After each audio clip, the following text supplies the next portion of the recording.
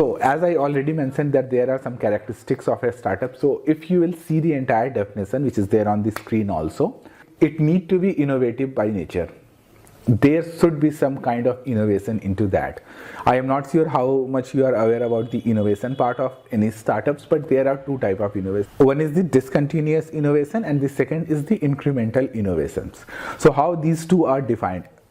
Discontinuous innovation is something like when Apple come with the iPhone for the first time. That was discontinuous innovation. There was no product or no mobile or no touch screen mobile like iPhone before Apple come with it. It was discontinuous innovation. They come up with the product which was not there into the market.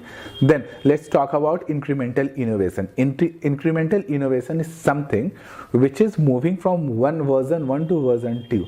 To take an example, when you take the example of iPhones, now it is incremental innovation.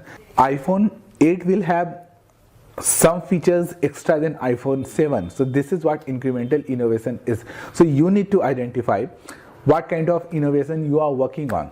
And also you need to identify when I am talking about innovation, I am talking about innovation into your market. A lot of student and participant ask if you are talking about innovation, then how you can consider Flipkart and startup when it was a copy of Amazon. I am talking about the market. So if you are coming with a venture which is innovating in your market, it is considered as startup. The second characteristic of being a startup is disruption, which is a very talked about topic. Is only disruption we considered as startups, because there are other strategies of startups like blue ocean strategy is there, then value chain strategy is there. They are not disruptive into nature. To take an example, value chain is something which is adding a value to the already existing services or processes or product.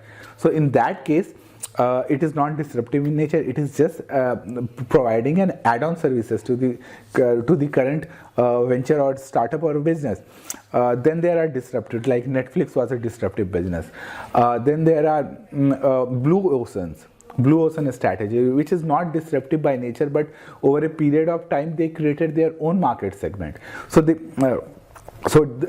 being the second characteristic, that is being disruptive, is still a point of discussion, but as it is definition of the startups, we will consider it need to be disruptive for your market.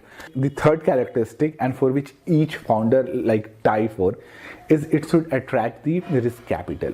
For that you need to purchase basics of fundraising, because there I have explained the entire risk capital in a better way, but for here briefly, this is the risk money which investors and VCs invest into startups so that they can grow or scale up, and in return it makes a lot of money for the VCs and the investors. So this is what risk capital is.